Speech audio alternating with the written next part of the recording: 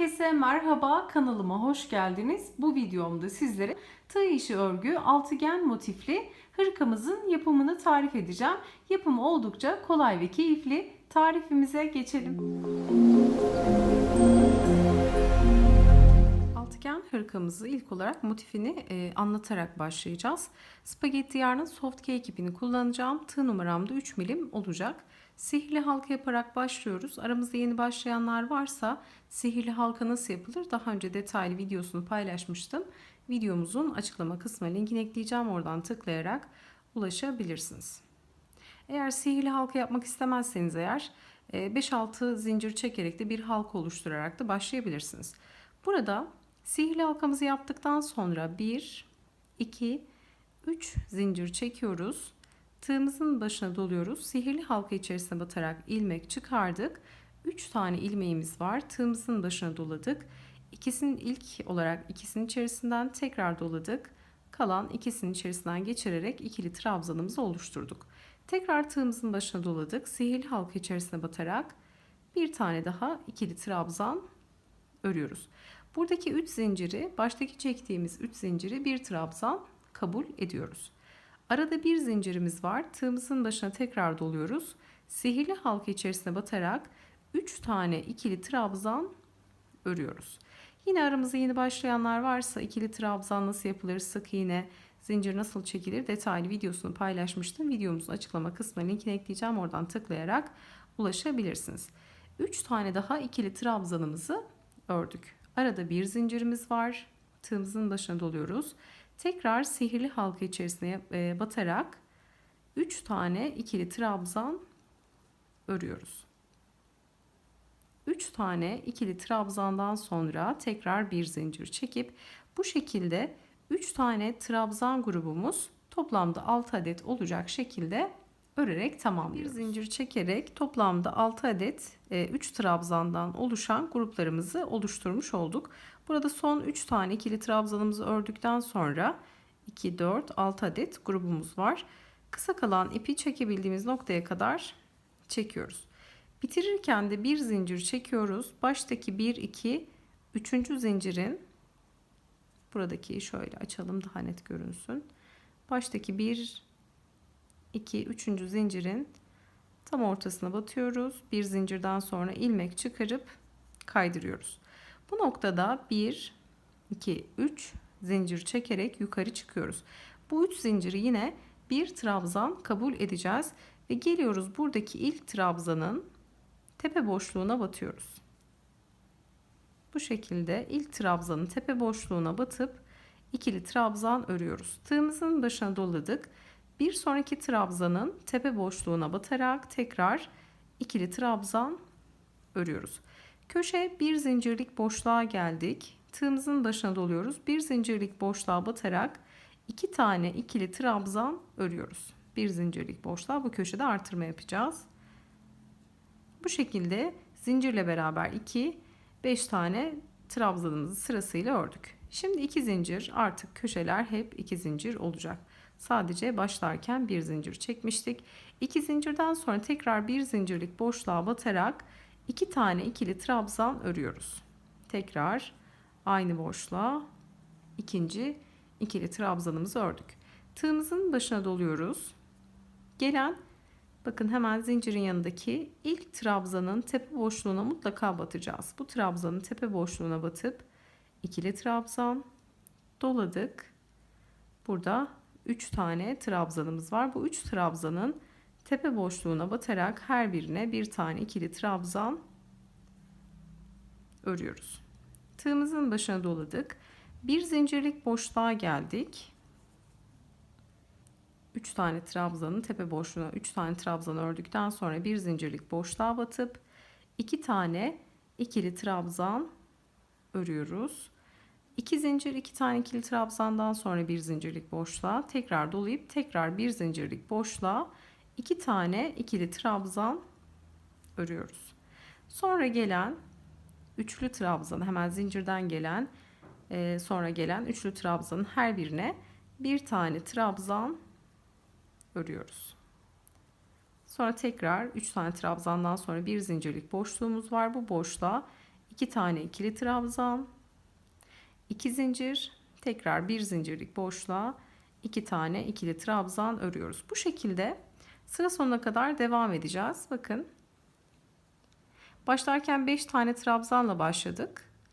Köşelerde 2 zincirimiz var. Sonra 2, 4, 6, 7 tane trabzan var. Bu 2 zincirlerin olduğu noktalarda arada 7 tane trabzan var. Şimdi bu şekilde sıra sonuna kadar devam ediyoruz. Sonuna geldik. Köşeye 2 tane ikili trabzan ördükten sonra bu son sıradaki 3 tane trabzanımız var. Hemen ilkine ikili trabzan, bir sonrakine tekrar ikili trabzan, üçüncü trabzana da ikili trabzan.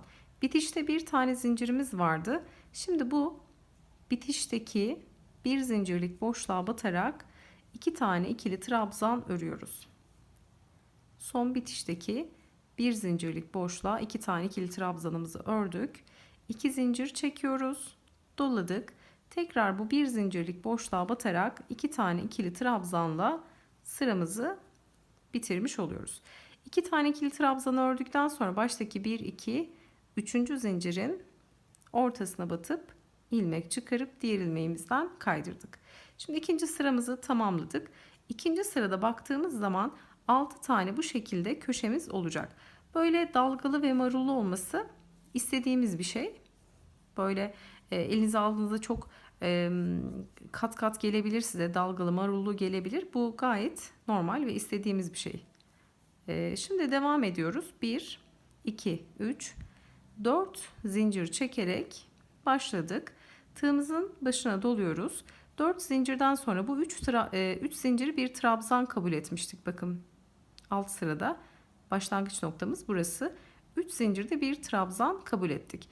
Bu yine 4 zincirin ilk 3 zinciri bir trabzan, bir zincirde bir boşluğumuz olacak. Şimdi buradaki ilk trabzanı atlıyoruz. İlk trabzanı atlayıp bir sonraki trabzana batarak ikili trabzan örerek ilk kutumuzu oluşturuyoruz. Trabzandan sonra bir zincir, tığımızın başına doladık. Bir boşluk bırakıp, yani bir trabzan bırakıp bir sonraki trabzana batarak ikili trabzan örerek ikinci kutumuzu örmüş olduk. Bir zincir çekiyoruz. Tığımızın başına doladık. 2 zincirlik boşluğa batarak bir tane ikili trabzan örüyoruz. Şimdi bu köşede artırma yapacağız. Böyle 3 kutumuzu yaptık. Şimdi 2 zincirlik boşluğa batıp trabzanımızı ördükten sonra 2 zincir çekiyoruz. Tığımızın başına doladık. Tekrar aynı boşluğa batarak ikili trabzan örüyoruz. Bir zincir çekip tığımızın başına doladık. Buradaki gelen ilk trabzanın tepe boşluğuna batıyoruz. 2 zincirlik boşluğa çalıştığımız için burada ilk trabzana batıp ikili trabzan örüyoruz ve bir zincirlik kutumuzu oluşturuyoruz. Bir zincir çekip tığımızın başına doladık. Bir boşluk bırakıp bir sonrakine batarak ikili trabzan örüyoruz. Bir zincir doladık. Bir boşluk bırakıp bir sonrakine ikili trabzan. Bir zincir, bir boşluk bırakıp bir sonrakine ikili trabzan. Bu şekilde kutularımızı örüyoruz. Bir zincir. Şimdi tekrar 2 zincirlik boşluğa geldik. Bir zincirimizi çektik. 2 zincirlik boşluğa batarak ikili trabzan. Şimdi 2 zincir doladık. Aynı boşluğa batarak tekrar trabzan. Bir zincir doladık. Bakın trabzanların olduğu noktaya geliyoruz şimdi. İlk trabzana batıp bir tane trabzan örüyoruz. Bir zincir, buradaki ilk trabzana batmıştık.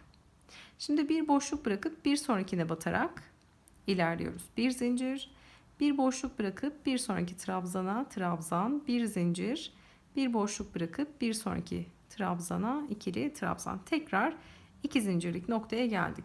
Burada bakın 2 noktada da göstermiş olduk.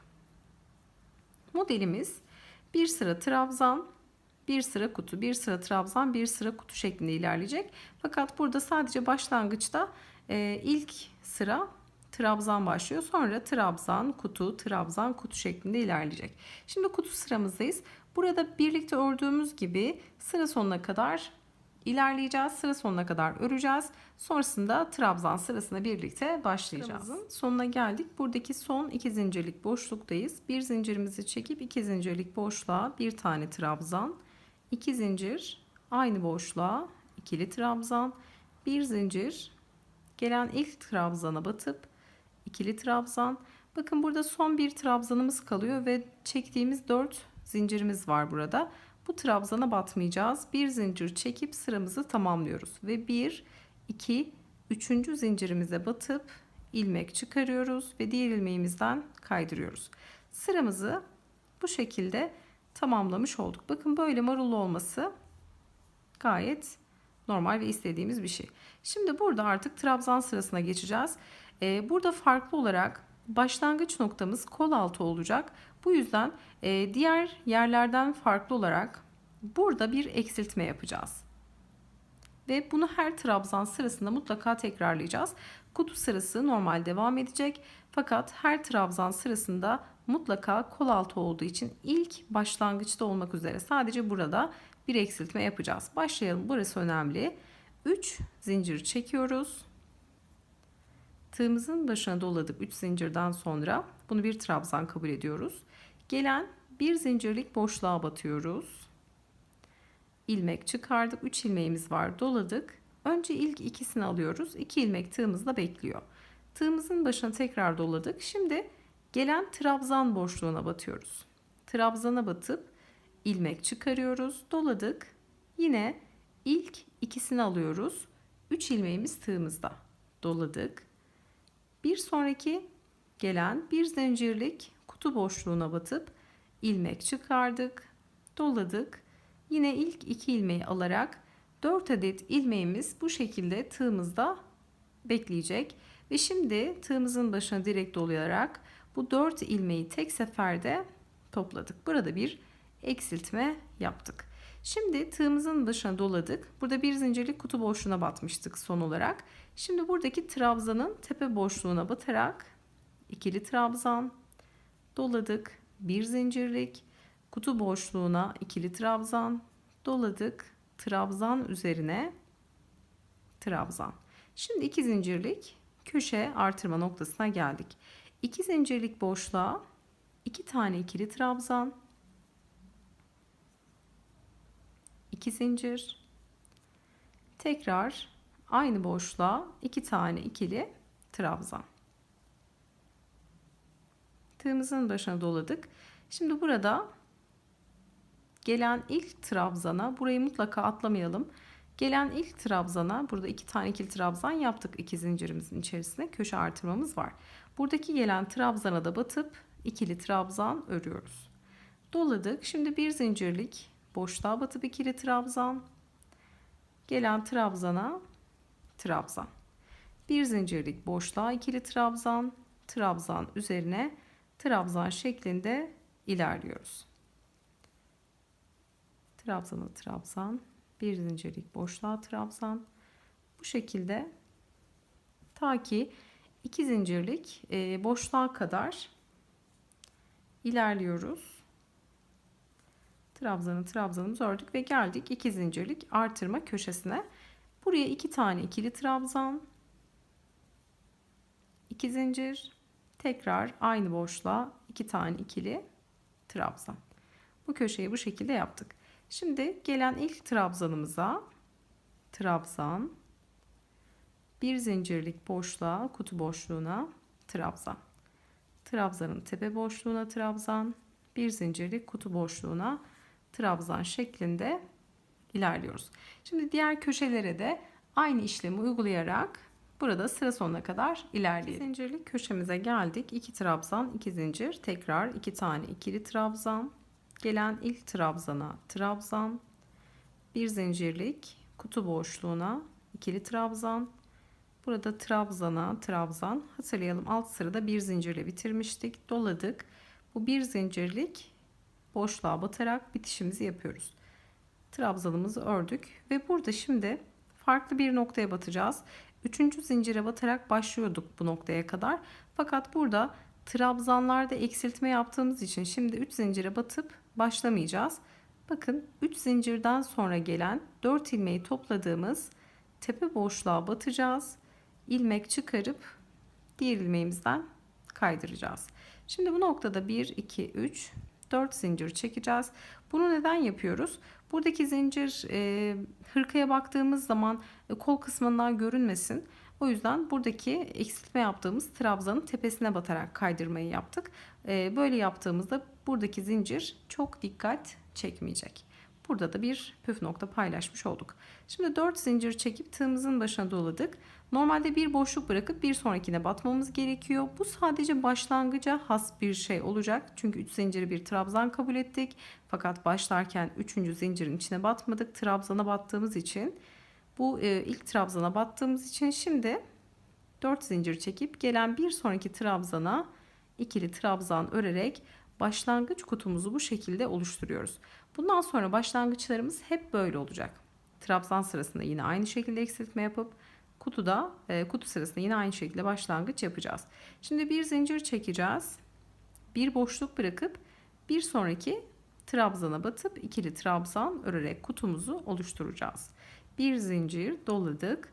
Bir boşluk bırakıp bir sonraki trabzana ikili trabzan. Şimdi 2 zincirlik boşluğa geldik. Bir zincir çekip 2 zincirlik boşluğa batarak ikili trabzan, 2 zincir doladık. 2 zincirlik boşluğa batarak tekrar ikili trabzan, bir zincir doladık. Gelen ilk trabzana ikili trabzan. Yani şurada kutu sırasında yaptığımız işlemin aynısını tekrar ediyoruz. Şimdi bir zincir, bir boşluk bırakıp bir sonrakine ikili trabzan, bir zincir, bir boşluk bırakıp bir sonrakine ikili trabzan. Yani burada bakın trabzan sırasından önceki kutu sırasını burada da birebir tekrar ediyoruz. Şimdi kutu sırasını tamamlayacağız. Ta ki sıra sonuna kadar bir kez daha burada nasıl eksiltme yapacağız hemen paylaşalım. Sıramızın sonuna geldik. Bir zincirimizi çekiyoruz. Burada bir tane trabzanımız kalıyor. Baştaki 1, 2, 3. zincirimizin içerisine batarak ilmek çıkarıp diğer ilmeğimizden kaydırıyoruz. Kutu sıramızı bu şekilde tamamladık. Şimdi trabzan sırasına geçeceğiz. Trabzan sırasına başlarken mutlaka sadece başlangıçta olacak bu. Burada eksiltme yapacağız. Diğer yerler trabzan sırasında yaptığımız gibi aynı şekilde artarak devam edecek. 1, 2, 3 zincir çekiyoruz. Tığımızın başına doladık. Gelen bir zincirlik kutu boşluğuna batıp ilmek çıkarıyoruz. 3 ilmeğimiz var, doladık. İlk ikisinin içerisinden geçiriyoruz. 2 ilmek tığımızda bekliyor. Tekrar doladık. Trabzan boşluğuna batıyoruz. İlmek çıkardık. İlk ikisinin içerisinden geçirdik. Tekrar doladık. Bir zincirlik kutu boşluğuna batıp ilk 2 ilmeği alıyoruz. Burada 4 adet ilmeğimiz olacak. Tığımızın başına doladık. 4 ilmeği tek seferde topladık. Tekrar doluyoruz ve gelen trabzana batıp ikili trabzan örüyoruz. Bir zincirlik kutu boşluğuna batıp trabzan, trabzana, trabzan. Bir zincirlik kutu boşluğuna trabzan, trabzana, trabzan şeklinde ilerliyoruz. 2 zincirlik noktaya geldiğimizde 2 tane ikili trabzan, 2 zincir, aynı boşluğa tekrar 2 tane ikili trabzan örüyoruz. Sonra tekrar nasıl devam ediyoruz? Trabzana trabzan, bir zincire trabzan, trabzana trabzan ve bir zincire yine ikili trabzan şeklinde trabzan sırasının olduğu gibi tekrarlıyoruz. Burada böyle bir bakın altıgen bir parçamız var ve dalgalı dalgalı bu şekilde görünmesi gerekiyor. Ben burada Alize'nin divasını kullanarak bu parçayı sizinle göstermek istedim. Şimdi burada böyle devam edecek. Bir sıra trabzan, bir sıra kutu, bir sıra trabzan, bir sıra kutu şeklinde toplamda 21 sıra ördüm ben. Ama bu sıra sizlerde değişebilir. İpinizin inceliğine, kalınlığına göre değişebilir. Yapacağınız bedene göre, kişiye göre değişebilir. Küçük birine yapıyorsanız bu sıra daha az olacaktır. Fakat büyük bir için yapıyorsanız, yetişkin için yapıyorsanız bu sıra sayısı daha fazla olacaktır. Ve ipin inceliği, kalınlığı da çok çok önemli. Yine tığ numarası da çok önemli. Bu şekilde bunun mantığı bu. Motifimizi bu şekilde altıgen motifimizi bir sıra trabzan bir sıra kutu şeklinde ilerleteceğiz. Burada benim soft kek iple yaptığım parçam var. Bunu ben kızım için hazırladığım için 21 sıra ördüm toplamda. Bakın burada birlikte başladık. Spagetti yarn soft cake gibi bu. Toplamda 21 sıra ördüm. Trabzan sırası ve kutu sıraları da birlikte toplamda 21 sıra ördüm. Burada bizim farklı olan neyimiz var? Motifimizi örerken de paylaşmıştım. Burada sadece şu kol kısmına yapacağımız nokta, yani başlangıç noktamız, trabzan sırasını başlarken her sıra başlangıcında eksiltme yapacağız. 4 ilmeği tek seferde toplayarak, ki bunu birlikte yaptık biraz önce. Trabzan sıralarında eksiltme yapacağız. Sonra bir sıra trabzan, bir sıra kutu şeklinde. Kutu sıralarında eksiltme yok. Sadece trabzan sırasında eksiltme var. Bu şekilde toplamda 21 sıra olacak şekilde hazırladım. Şöyle, hatta ipimi de göstereyim. Rengimi de göstereyim. Bu ipten 2 tane kullandım. 2 parçamı da örüp bu şekilde hazırlıyorum. 2 tane parçaya ihtiyacımız var. 2 tane altıgen parçaya ihtiyacımız var. 21 sıradan oluşan 2 tane parçamızı şimdi örüp hazırlayalım. Altıgenden oluşan motifimizi 2 adet olacak şekilde 21 sıra örüp hazırladık. 2 adet bu şekilde. Şimdi burada katlamayı tarif edeceğiz.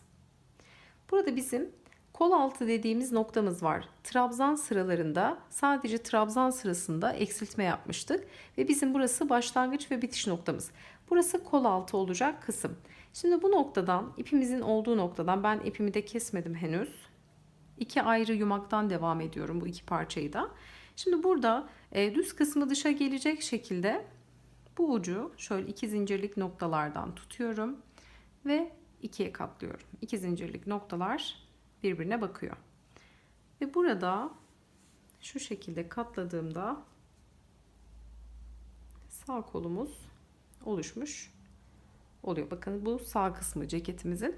Bu şekilde katladık. 2 parçayı da yakınlaştırdığımızda hemen ceket formu oluşmuş oluyor. Burada ben 21 sıra ördüm. Bunu kızım için hazırlıyorum ama sizler bir yetişkin için yapacaksanız ve spagetti yarnın soft cake ipini kullanıyorsanız bu 21 sıradan daha fazla olacaktır. Burada başlangıçta da söylediğim gibi ipin inceliği, kalınlığı çok önemli. Sıra sayısını mutlaka etkileyecektir. Şimdi burada biz 2 parçamızı bu şekilde koyduktan sonra burada sırt ve etek kısmını örmeye geçeceğiz artık. Burada şu kısımdan başlayacağız. Ve etek kısmı. Sırtını ve etek kısmını öreceğiz. Yani L şeklinde örme yapacağız. Peki bunu nasıl yapacağız? Bunu 2 parçada da ayrı ayrı şekilde öreceğiz. Ben 2 adet ip kullanmıştım. Şöyle iplerimi de göstereyim. Bu şekilde. Bu renkler de çok güzel. Şimdi burada 2 parçama da aynı şekilde sırt kısmından başlayacağım. Yine bir sıra kutu, bir sıra trabzan öreceğiz. Bunu hemen nasıl yapacağız? Birlikte örelim. Şöyle birini kenara alalım. Tığımızı alıp başlayalım. Burada burası kol kısmı. Burası ise sırt kısmı. Şimdi burada ipimi koparmam gerekiyor.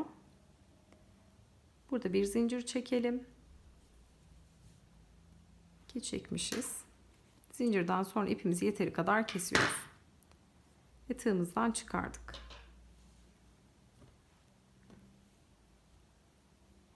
Burası sağ kolumuzun sağ parçası, yani hırkamızın sağ kısmı. Şimdi burada başlarken kutu sırasını tersten öreceğiz. Trabzan sırasını düzden öreceğiz. Yani yine ceketimizin formunu bozmamış olacağız. Burada kutu sırasını örerken içeri kısımdan başlayacağız. Yani şöyle sırt kısmından başlayacağız ve etek kısmını öreceğiz. Şöyle açtığımda daha net anlaşılacak. Buradan başlıyoruz. Kutularımızı öreceğiz. Ve etek kısmı. Bakın bir L. Sırt ve etek. Sırt ve etek kısmını öreceğiz. Hemen şu köşeden yine aynı iple, aynı yumakla devam ediyorum. Bir zincir çekiyorum bu noktada. Bir zincir çektikten sonra parçamı alıyorum. 2 zincirlik boşluğa 2 zincirlik boşluğa batıp ilmeğimden kaydırıyorum. Ve burada 1, 2, 3, 4 zincir çekiyorum. 4 zincirimi çektikten sonra şöyle gelen ilk trabzana batıp ikili trabzan örüyorum. Yine aynı mantık. İlk kutumu oluşturdum. Bir zincir, tığımın başına doladım. Bir trabzan bırakıp, bakın başlarken bu 2 zincirlik boşluğa batıp başladık köşede. 4 zincir çekip gelen ilk trabzana battım. Şimdi bir zincir çekip tığımın başına doladım. Bir boşluk bırakıp bir sonraki trabzana batarak ikili trabzan örüyorum. Bir zincir doladım. Bir boşluk bırakıp bir sonraki trabzana batıp ikili trabzan örüyorum. Şimdi kutu sıramı bu şekilde devam ettireceğim. Burada ben trabzanla bitirdiğim için 21 sıra ördüm. 21. sıra trabzan sırasına denk geldi. Sizde bu kutu olabilir. Eğer trabzanla başlayacaksanız sırt ve etek kısmına düz kısmından başlamanız gerekecektir. Şimdi burada kutularımı yaparak ilerleyeceğim. Sanki diğer sıralarımı örüyormuşum gibi aynen devam edeceğim. Burada ta ki köşede yine aynı artırmayı yapacağım. Buradaki etek kısmının diğer ucuna kadar öreceğim. Sonrasında trabzan sırasına birlikte dönüş yapalım. Evet, burada sırt kısmından başladık. Kutularımızı ördük. Burada sadece bir köşe artırma yaptık. Burası sadece etek kısmı. Şimdi etek kısmından döneceğiz. Bir zincirimizi çektik. Bir trabzan bırakıp bir sonraki trabzana batıp ikili trabzan örüyoruz. Burada bir tane zincir çekiyoruz. 2 zincirlik boşluğa batarak bir tane ikili trabzan örüyoruz. Dönüşü bu şekilde yapacağız. Şimdi 1, 2, 3 zincir çekerek örgümüzü çeviriyoruz. 3 zincirden sonra doladık. Buradaki ördüğümüz trabzan 3 zincirde bir trabzan kabul ediyoruz. İkisi üst üste geliyor. Şimdi bir zincirlik boşluğa batarak ikili trabzan, tığımızın başına doladık. Geldik buradaki trabzana, ikili trabzan. Anlaşılması için bu şekilde yakın göstermeye çalışıyorum. Bir zincirlik boşluğa tekrar ikili trabzan ve trabzan üzerine trabzan şeklinde aynı şekilde devam edeceğiz. Ta ki başladığımız noktaya kadar. Başladığımız noktaya dönelim. Tekrar bir kez daha kutu sırasına birlikte başlayalım. Sonuna geldik. Tamamen buradan bakın. Başladık. Dönüşümüzü yapıp trabzanımızı ördük. Trabzan üzerine trabzan. Buradaki 4 zincirle başlamıştık. O 4 zincirin olduğu bir zincirlik boşluğa batıp ikili trabzanımızı ördük ve buradaki 1 2 3. zincire de batıp 3. zincire de batıp ikili trabzanımızı örüyoruz. Tekrar 1 2 3 4 zincir çekerek örgümüzü çeviriyoruz. İlk boşluk, buradaki 3 zinciri bir trabzan kabul ediyoruz. İlk boşluk trabzanın boşluğu. Bir boşluk bırakacağız kutu için. Bir sonraki boşluğa ikili trabzan öreceğiz. Bu şekilde başlangıcımızı yapmış oluyoruz. Şimdi bir zincir, bir boşluk bırakıp bir sonraki trabzana ikili trabzan. Bir zincir, bir boşluk bırakıp ikili trabzana trabzan. Bu şekilde kutu sıramızı örmeye devam edeceğiz. Sadece sırt ve etek kısmında yapıyoruz bunu. Bakın kutular ters kısma geliyor. Trabzanlar düz kısımda bu şekilde düz geliyor. Şimdi böyle örerek bir sıra kutu, bir sıra trabzan şeklinde sırtını ve etek kısmını örüp tamamlayalım. Burada ceketimizin sağ tarafının sırt ve etek kısmını 6 sıra örerek tamamladık. 6 sıra kutu ve trabzanlarla beraber 6 sıra örerek burada tamamladık. Şimdi sol tarafa başlayacağız. Sol tarafa da kutu sırasında ters sıraya denk geleceği için trabzanlar düz olacağı için burada sırt kısmından başlamayacağız. Burada etek kısmının ucundan başlayarak kutularımızı oluşturacağız ve trabzan öreceğiz. Bir sıra kutu, bir sıra trabzan şeklinde 6 sıraya tamamlayacağız. Sırt ve etek kısmını bu şekilde uzatmış olacağız. Burada iki parçamızın da sırt ve etek kısmını 6 sıra örerek tamamladık. Şimdi bu noktada sırt kısmını birleştireceğiz. Sonrasında da kol kısımlarını birleştireceğiz. Burada iki yumakla örmeye devam ediyorduk. Sırt kısmında kalan yumağımızla burada birleştirme yapacağız. Etek kısmında kalan yumakla da o burada kalacak. Sonrasında etek kısmını uzatmaya geçeceğiz. Şimdi burada ters kısımları şöyle düz kısmını çevireceğiz.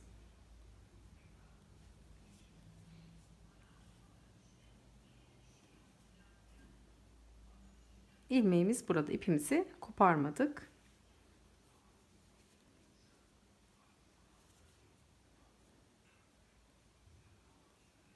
Burada ilk 3 zincirin içerisine batarak ilmeğimiz tığımızda.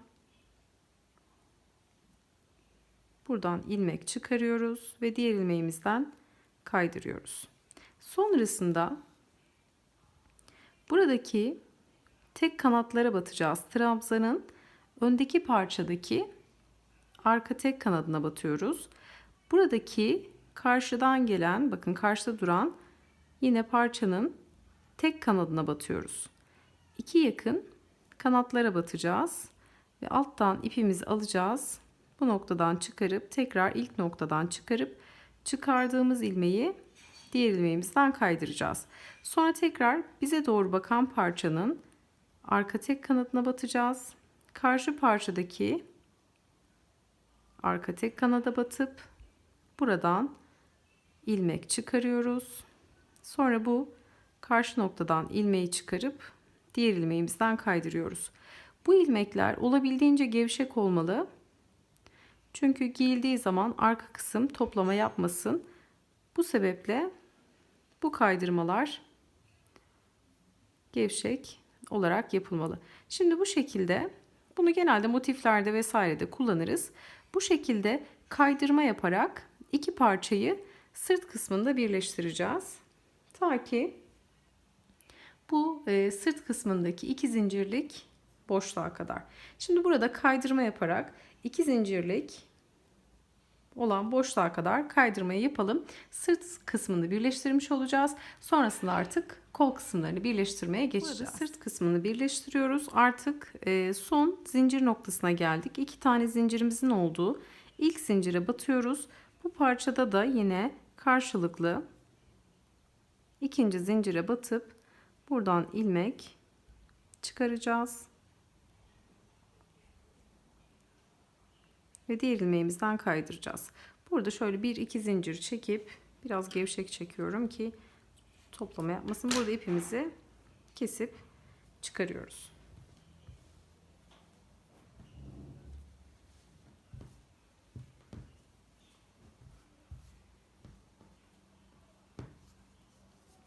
Burada sırt kısmını bu şekilde birleştirmiş olduk. Şöyle yakından da görelim birleştirme noktasını.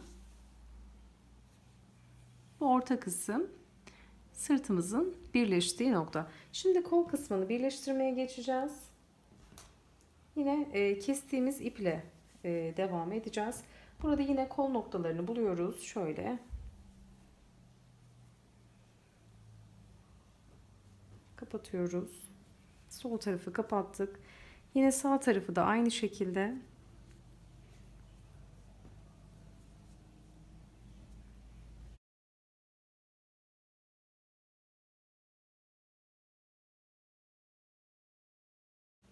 burada kestiğimiz ipi yine alıyoruz. Şöyle bir zincir çekelim. Burada kol kısmını birleştireceğimiz nokta yine dış kısmından kaydırma yaparak birleştireceğiz. Burada birleştireceğimiz nokta, bakın burada 6 sıra ekstradan sırtını örmüştük. Burada 2 zincirlik kısım var. Buradaki 2 zincirlik kısımla bu öndeki 2 zincirlik kısım denk gelecek.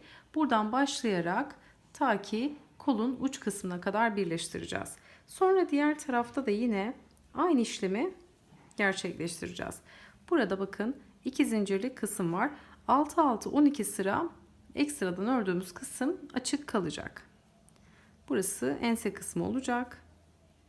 Burada 2 zincirleri karşılıklı getirerek sırt kısmında yaptığımız gibi kol kısmında da aynı şekilde birleştirme yapacağız. Ceketimizin sırt ve kol kısımlarını birleştirdik. Şimdi Bu etek kısmında kalan ipimizi kesmemiştik. 2 yumakla devam ediyorduk. Diğer yumakla orta sırt kısmını ve kenar kısımları birleştirdik kolumuzun. Şimdi bu etek kısmında kalan yumakla örmeye devam ediyoruz. Şimdi burada şöyle baktığımızda trabzan sırasında bitirmiştik. Şimdi tığımız burada.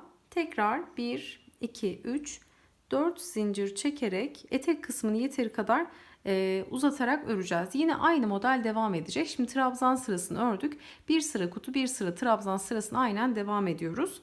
Tekrar 4 zincir çekip ilk boşluk, buradaki 3 zincirin boşluğu, bir boşluk bırakıp bir sonraki boşluğa batarak ikili trabzan örüyoruz.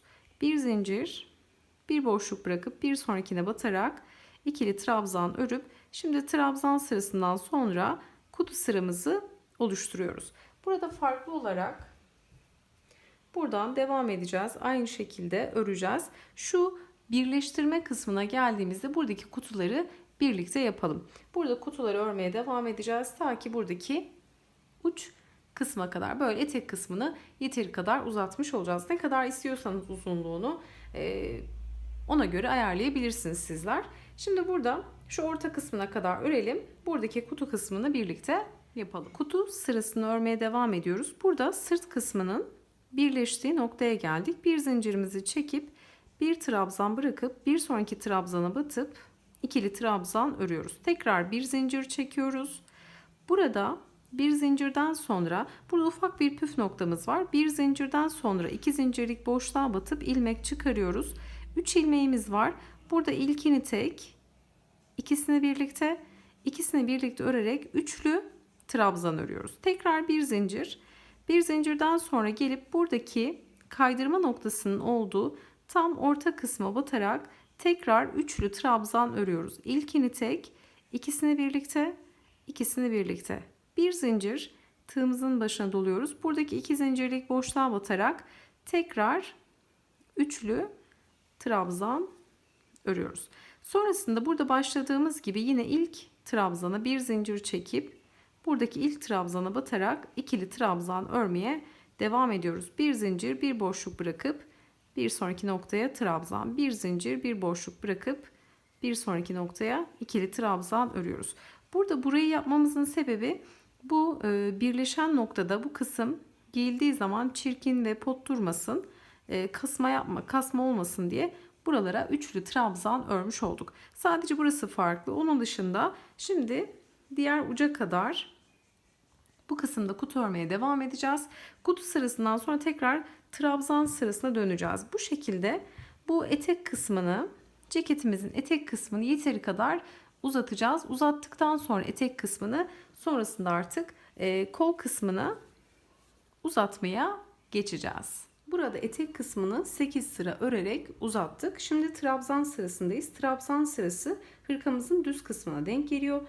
Burada trabzanlarımızı örerek etek kısmında sıra sonuna geldik. Trabzanın son noktasındayız. Şimdi burada kutu kısmına dönüş yapmayacağız. Burada yukarı doğru çıkacağız.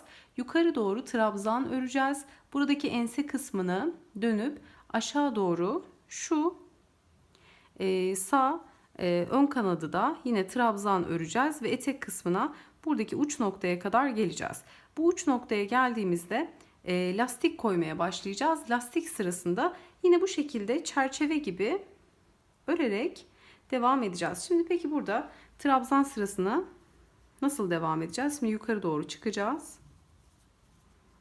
Burada son 3 zincirin içerisine batarak bir tane ikili trabzanımızı ördük. Şimdi bir 3 zincirlik olan noktaya batıp ikili trabzan örüyoruz.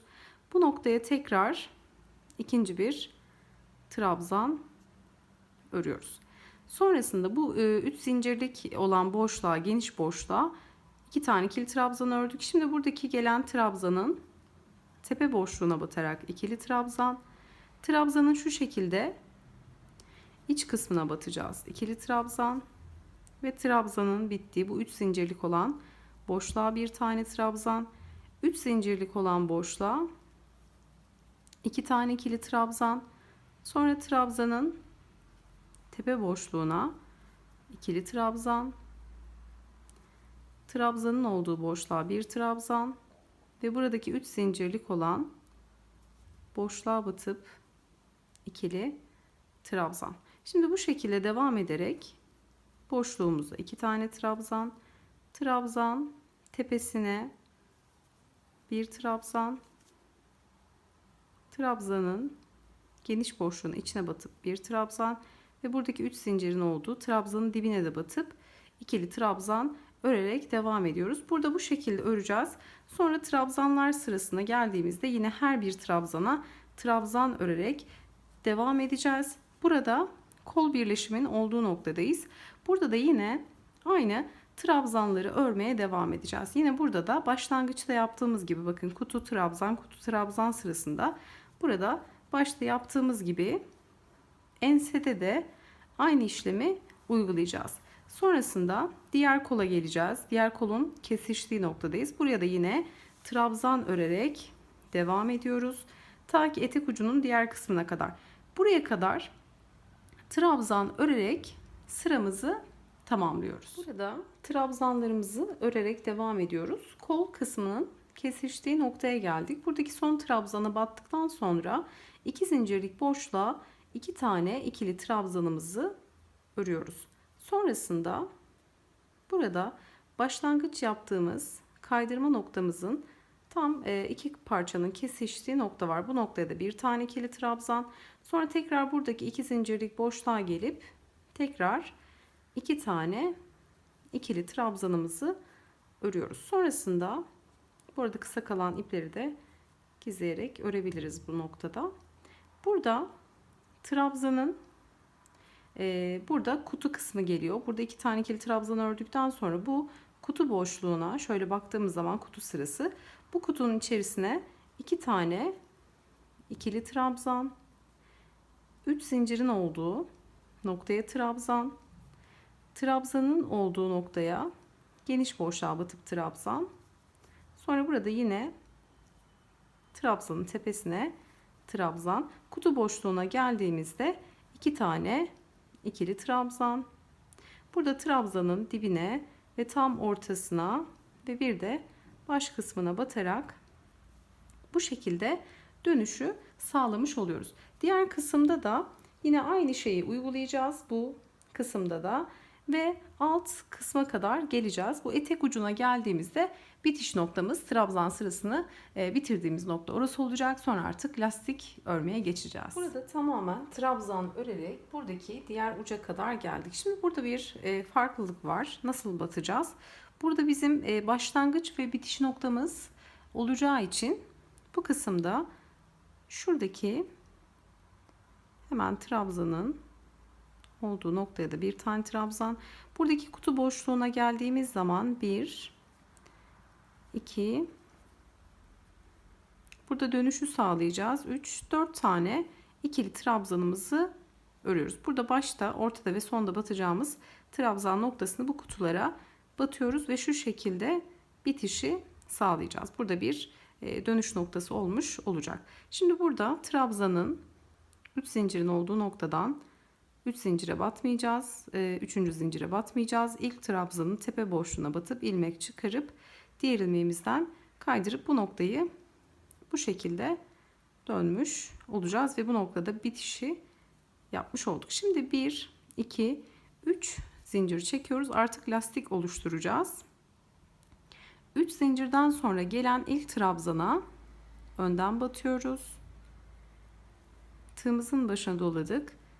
Bir sonraki trabzana bu şekilde arkadan batarak sağ geniş boşluğundan girip sol geniş boşluğundan çıkarak arkadan batıp ikili trabzan örüyoruz. Şöyle bir kez daha gösterelim. Tığımızın başına doladık. Gelen trabzana bu şekilde sağ boşluğundan batıp geniş boşluğundan sol boşluğundan çıkararak trabzanı bu şekilde tığımızın üzerine alıyoruz. Önden batıp buradan ilmek çıkarıp ikili trabzan örüyoruz. Doladık. Bir sonraki trabzana arkadan batarak bu şekilde ikili trabzan örüyoruz ve lastiğimizi bu şekilde oluşturacağız. Bir önden bir arkadan batarak bu şekilde lastiğimizi örmeye başladık. Şimdi trabzan ördüğümüz noktaları tamamen burada çerçeve gibi düşünelim. Etek kısmının arka kısmı, ön kısmı yukarı çıkacağız. Burada ense kısmı yine örerek buradan tekrar 3 zincirin olduğu başlangıç noktasına kadar geleceğiz. Bu şekilde ilk sıra lastiğimizi tamamlayalım. İkinci sıraya birlikte devam edelim. Trabzanlarımıza bir önden bir arkadan batarak lastiğimizi örerek sıra sonuna geldik. Burada başladığımız noktadayız. Şimdi arkadaki trabzana battıktan sonra tığımızın başına doluyoruz. Buradaki 3 zincirlik noktamız var. Bu 3 zincirin olduğu noktaya önden batarak ikili trabzan örüyoruz. Yani 2 tane başlarken önden battık, bitirirken de önden battık. Bunun sebebi şu zincirli olan kısım bu ceketimizin ön kanadı olacağı için burada zincirli kısım belli olsun istemiyoruz. Bu yüzden buradaki zincire de önden batarak, başta ve sonda önden batarak devam ediyoruz. Şimdi trabzanın tepe boşluğuna direkt batıp ilmek çıkarıp diğer ilmeğimizden kaydırıyoruz. Tekrar 3 zincir çekerek yukarı çıktık. Bu sırada da aynı işlemi uyguluyoruz. Önden battığımız trabzana önden batarak ikili trabzan, arkadan battığımız trabzana arkadan batarak ikili trabzan örüyoruz. Herhangi bir artırma, eksiltme yok. Önden battığımız trabzana önden, arkadan battığımız trabzana arkadan batarak bu şekilde lastik sırasına devam ediyoruz. Ve bitişimiz yine bu şekilde tamamen lastik örerek devam edeceğiz. Etek kısmında ön ve boyun kısmında lastik öreceğiz. Burada tekrar başlangıç noktasına geleceğiz ve yine trabzanın tepe boşluğuna batacağız. Bu arada sadece bu ilk lastik sırasında 3 zincirlik boşluğa battık. Artık buradaki önden battığımız trabzana önden batacağız. 3 zincirlik boşluğa batmayacağız. Yani bir sonraki sırada buradaki 3 zincirlik boşluğa batmayacağız. Sadece sondaki önden battığımız trabzana önden batacağız. Başlarken de ilkine 3 zincir çekip yukarı çıkıp ilk önden battığımız trabzana önden batarak devam edeceğiz. Sonra tekrar arkadan önden, öndekine önden, arkadakine arkadan batarak bu şekilde lastik sırasını tamamlamış olacağız. Birkaç sıra örelim. Sonrasında birlikte devam edelim. Burada lastik sırasını 4 sıra örüp tamamladım. Şimdi son trabzanımıza, önden battığımız trabzanımıza önden batıyoruz. Bu arada 3 zincirimiz var. İlk trabzanın tepe boşluğuna batıp ilmek çıkarıp diğer ilmeğimizden kaydırıyoruz. Burada 2 zincir çekiyorum. İpim ince olduğu için 2 zincir çekiyorum ve burada ipim yeteri kadar kesiyorum. İlmeğimden bu şekilde çıkarıyorum. Sonra bu ipi ara noktalardan geçirerek içeri doğru gizleyeceğiz. Fazla ip kalırsa da keseceğiz. Bu şekilde lastiğimizi 4 sıra örerek çerçeve gibi hem etek kısmını hem de bu ceketimizin iki ön kısmını ve boyun kısmını lastik yaparak örüp tamamladık. Şu köşe uç noktada burası böyle oval oldu. Ben bu köşede ekstra bir artırma yapmadım. İpimin dokusu biraz esnek ve elim çok sık olmadığı için lastik zaten esneme yapıyor. Bu nokta hiç toparlanma olmadı ama ipiniz benimkinden biraz daha farklıysa, örneğin kalınsa, bu nokta eğer toparlama yaparsa bu noktada bir şu köşelerde bir artırma yapılabilir. Bunu da söyledikten sonra bu kısa kalan ipi sonradan gizleyeceğiz. Şimdi burada ben bir tane kolumu çalıştım. Burada artık rengim değişti. Siyaha dönmeye başladı. Şimdi bu kolum burada yine artırmamızı yaptık. Şöyle göstermek istiyorum. Kolumuzu birleştirdik. Burada 1, 2, 3, 4 sıra trabzan ördük. 4 sırada burada lastik örerek kolunu tamamladık. Şimdi burayı yapacağız. Hemen ben diğer tarafı örmedim. Sizinle birlikte örmek için. Burada hemen kol kısmını öreceğiz. Şöyle baktığımız zaman birleştirme noktası burası kolumuzun. Fakat bizim bu kol parçasını ördüğümüz ve ipimizi kestiğimiz nokta burası. Eksiltme yaparak başlamıştık, hatırlayalım. Altıgen motifimizi örerken kol kısmında başlarken motifi örerken başlangıçta sadece bir eksiltme yapıyorduk. Bu da kol altına geleceğini söylemiştik. Şimdi burada diğer yumaktaki ipimi aldım. Kollar eşit görünsün diye renkleri dengeli olsun. Burada ipimi alıyorum ve bir tane zincir çekerek sıkılıyorum. Burada geldim. Eksiltme yaptığım trabzanın hemen tepe boşluğuna batıyorum. Şöyle bir sık iğne ile tutturup 1, 2, 3, 4 zincir çekiyorum. Trabzan boşluğundayım. Nasıl örüyorduk kutu sırasını? Eksiltme olan trabzanın tepe boşluğuna battık. Bir sonraki hemen gelen bir sonraki trabzana batıp ikili trabzan örüyoruz. Arada bir zincirimiz var. Bir boşluk bırakıp bir sonraki trabzana ikili trabzan örüyoruz. Bir zincir, bir boşluk bırakıp bir sonraki trabzana ikili trabzan örerek devam ediyoruz. Şimdi bu noktayı bu şekilde hızlı bir şekilde örelim.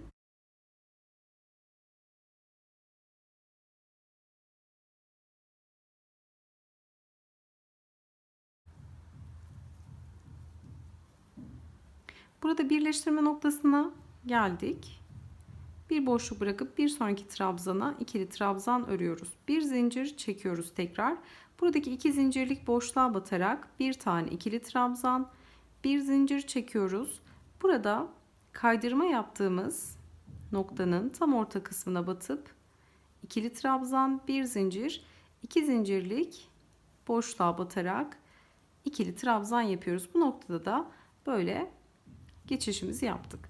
Sonrasında bir zincir çekip bir boşluk bırakıp bir sonraki trabzana batarak buradaki başlangıç noktasına kadar devam ediyoruz. Noktamıza geldik. Bir zincir çekiyoruz. Baştaki 1, 2, 3. zincirin içerisine batarak ilmek çıkarıp kaydırıyoruz. Sonrasında 3 zincir çekiyoruz. Kol kısmında yaptığımız gibi burada yine eksiltmeyi yapmaya devam ediyoruz. 3 zincirden sonra bir zincirlik boşluğa batıp 2 ilmeği örüyoruz. 2 ilmek tığımızda. Tığımızın başına tekrar doladık. Burada gelip trabzanın tepe boşluğuna batıp yine ilk 2 ilmeği örüyoruz. Doladık. Bir zincirlik boşluğa batıp yine ilk 2 ilmeği örüyoruz ve 4 tane ilmeğimiz var. Tek seferde toplayarak trabzana trabzan, bir zincirlik kutuya trabzan şeklinde yine trabzan sıramızı tekrar ediyoruz. Bu kol kısmına başlarken trabzan sırasında mutlaka eksiltmemizi yapıyoruz. Onun dışında bir sıra kutu, bir sıra trabzan şeklinde ilerliyoruz. Kısmını 4 sıra ördük. Şimdi son bir zincirlik kutumuza batıp ikili trabzan örüyoruz ve ilk trabzanın tepe boşluğuna batıp ikili kaydırma yapıyoruz. Burada 1, 2, 3 zincir çekip tığımızın başına doladık. Burada 4 sıra ördükten sonra şimdi lastik koymaya başlayacağız. Tığımızın başına doladık. Burada eksilttiğimiz trabzanın şöyle tepe boşluğuna batıyoruz. Bu şekilde önden ikili trabzan örüyoruz. Arkadan öreceğimiz zaman bir trabzan bırakıp bir sonraki trabzana arkadan batarak ikili trabzan örüyoruz. Bir sonrakine önden batıyoruz. Arkadan batacağımız zaman sıradaki gelen trabzanı bırakıp bir sonraki trabzanın olduğu noktaya batarak arkadan örüyoruz. Bir sonrakini önden, arkadan batacağımız zaman bir trabzan bırakıp bir sonraki trabzana batarak burada eksiltme yaparak lastiğimizi oluşturmaya başlıyoruz. Şimdi bu şekilde eksiltme yapalım. Eksiltmeden sonra sırayı tamamladıktan sonra önden geleni önden, arkadan geleni arkadan batarak klasik lastik sıramızı öreceğiz. Bu sıra birinci sıramız. Bundan sonra 3 sıra öreceğiz. Sadece bu sırada eksiltme yapacağız. Sonraki sırada bir önden bir arkadan örerek sıramızı tamamladıktan sonra önden gelen trabzanı bir üst sırada, önden gelen trabzan önden, arkadan gelen trabzan arkadan batarak toplamda 3 sıra örüp kolumuzu tamamlamış olacağız. Yani burada görmüş olduğunuz gibi burada hafif bir daralma oluyor. Tabi bu daralma sizde daha fazla da olabilir ya da bunu yapmaya da bilirsiniz. Burada lastik değil, sadece trabzan da olabilir. Daha farklı modeller de konabilir. Ben bu şekilde lastik yapacağım. 4 sıra bu şekilde ilk sırası lastiğimizin eksiltme, 3 sırasını düz bir şekilde örerek kolumuzu bitiriyoruz. Ceketimizin kol lastik kısmını tamamladıktan sonra ceketimizi bitirmiş olduk. Burada sizler dilerseniz eğer bel kısmına bir örgü kemer yapabilirsiniz. Şu ön kısımlara 2 tane cep koyarak detaylandırabilirsiniz. Yapımı bu şekildeydi. Umarım sizler de beğenir ve denersiniz. Yapacak olanlara şimdiden kolaylıklar diliyorum. Videomuzu beğenmeyi, yorum bırakmayı, kanalımıza abone olmayı unutmayın. Bir sonraki videoda görüşünceye dek hoşça kalın.